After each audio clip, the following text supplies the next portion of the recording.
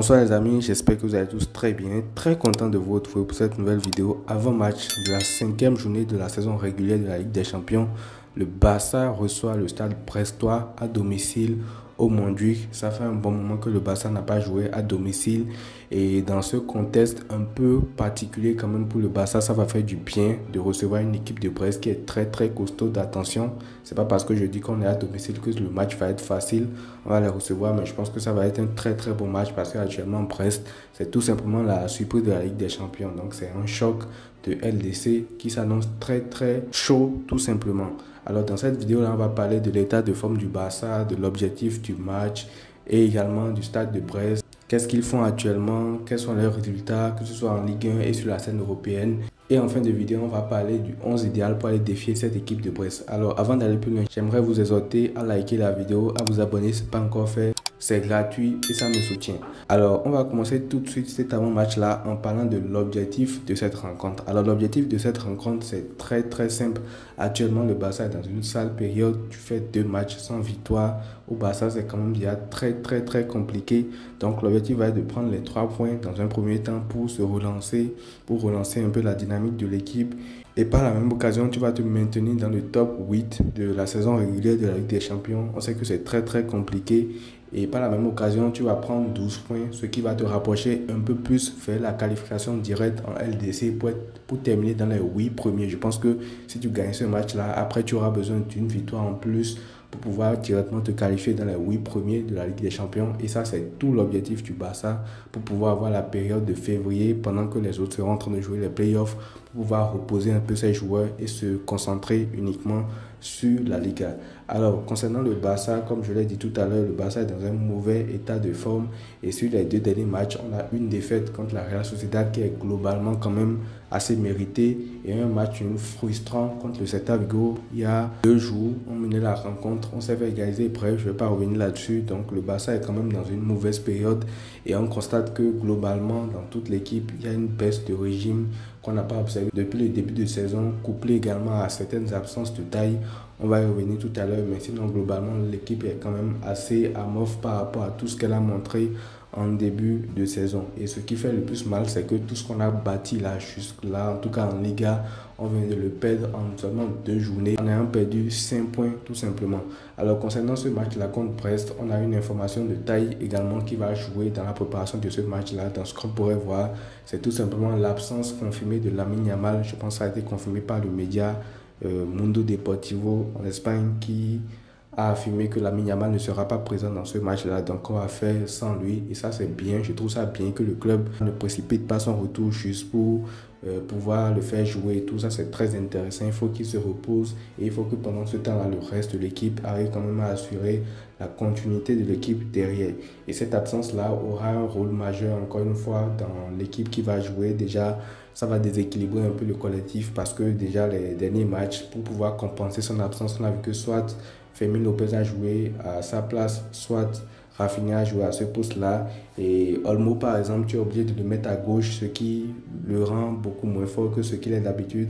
Fermín, quand il est à droite, c'est compliqué. Pedri, lui, joue un cran plus haut au poste numéro 10, ce qui n'est plus forcément habitué à faire. En tout cas, je le trouve plus intéressant quand il touche plus de ballons, quand il est en double pivot comme ça. Donc, mine de rien, l'absence de Lamine Yamal entraîne quand même un casse-tête tactique pour un sifflet qui ne sait plus trop où donner de la tête et tout, comment positionner les joueurs.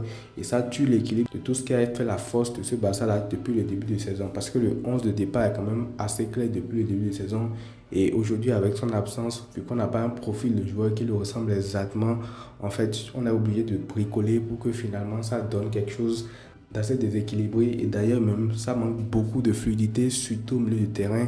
Parce que contre le Celta Vigo, par exemple, comment vous expliquer qu'on avait un milieu de terrain, Pedri, Gavi, Casado, et pourtant on n'a pas eu la maîtrise du ballon. Ça montre quand même que dans ce milieu-là, il y a un équilibre qui est cassé. Et même offensivement, on le voit, le poids de l'absence de Lamine Yamal est très important en fait.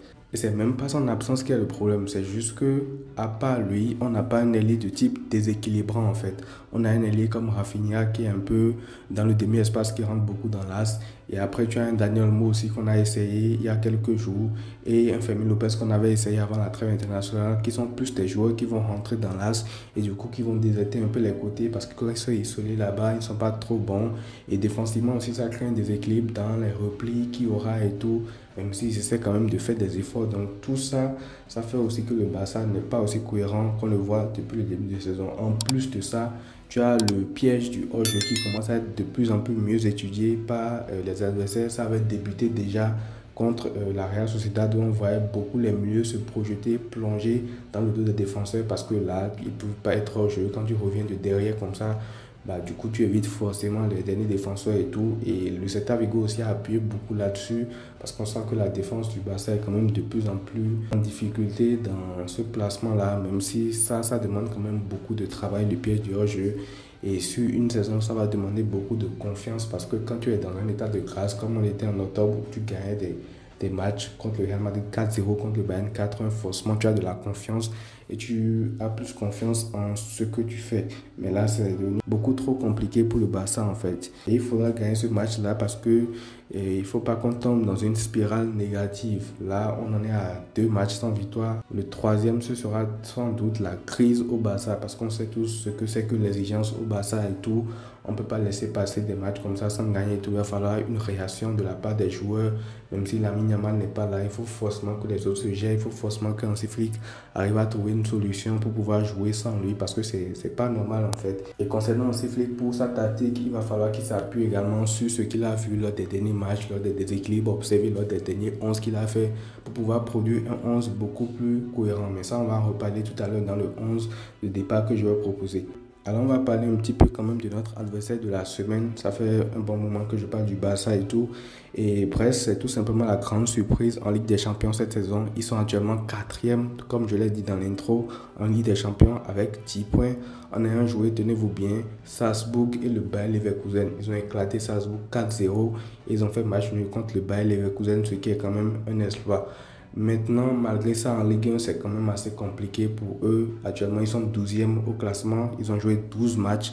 Ils ont gagné seulement 4. Ils ont fait un match nul et ils ont fait 7 défaites. Donc, en Ligue 1, c'est beaucoup plus compliqué pour eux. Et d'ailleurs, même le week-end passé, ils ont perdu encore 3-2 contre Monaco, si je ne me trompe pas. Et je peux comprendre que ça s'explique par un effectif qui est assez limité parce que Brest n'est pas un grand club. Ils n'ont pas non plus un 11 de qualité et également un banc de qualité. C'est souvent ça qui fait défaut à ce genre d'équipe-là. Donc, pour jouer sur les deux tableaux, c'est assez compliqué. Donc, je peux comprendre cela. Mais il ne faut pas se faire tromper par les résultats en Ligue 1. Ça reste une très bonne équipe dangereuse en Ligue des Champions. Et je pense qu'ils mettent beaucoup plus l'accent sur cette compétition-là, cette saison. Donc, il va falloir les prendre très, très au sérieux. Et pour finir avec l'équipe de Brest, avant de passer au 11, il faut noter une information très, très importante. C'est que leur milieu de terrain, Pierre Melou pourrait être absent pour ce match-là. Il avait reçu un coup contre Monaco. J'avais lu qu'il pourrait être absent. Je ne sais pas si ce sera confirmé. Mais dans le cas où ce sera confirmé, ce sera également une nouvelle de taille à prendre en compte. Alors maintenant, on va passer au 11 du Barça. Comme je l'ai dit, moi je veux un 11 très très compétitif pour stopper l'hémorragie qui est tout doucement en train de naître du côté du Barça. Donc pour le 11, je remets Peña au goal. Ça, il n'y a pas de débat aujourd'hui, surtout avec le match qu'il vient de faire contre le Celta Vigo, même si finalement on se fait redire le score. Il a fait un très très grand match. En défense, je ne change absolument rien. À voir si Baldé est déjà de retour. S'il est de retour, je le mettrai. Mais s'il n'est pas de retour, je mettrai tout simplement Héctor Fort à sa place. Pas de Gérard Martin cette fois-ci. Donc le reste, vous avez compris. Koundé, Koubassi, Inigo, Baldé ou Héctor Fort en fonction de qui est disponible ou pas.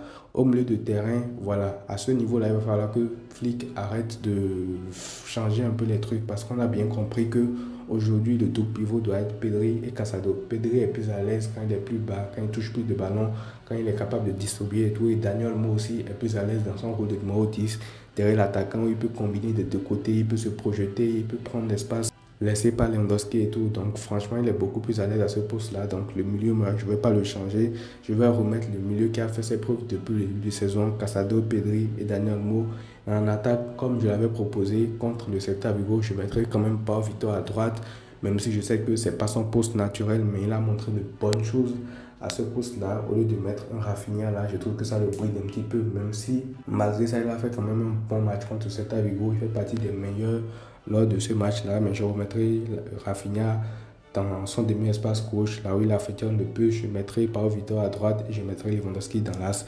Et voilà, c'est ce que moi je propose, parce que quand on regarde les derniers matchs, quand on essaie de faire changer de place à Pedri pour le faire jouer un peu plus haut, c'est compliqué. Olmo pour le faire jouer sur un côté également, tu le brides totalement. Donc voilà, moi c'est le 11 que je proposerais, revenir aux fondamentaux et donner de la chance à Pau Vitor pour s'exprimer sur le côté droit. Donc voilà les amis, c'est tout pour cet avant-match. N'hésitez pas à me dire ce que vous en avez pensé dans les commentaires. Est-ce que vous êtes d'accord avec mon 11?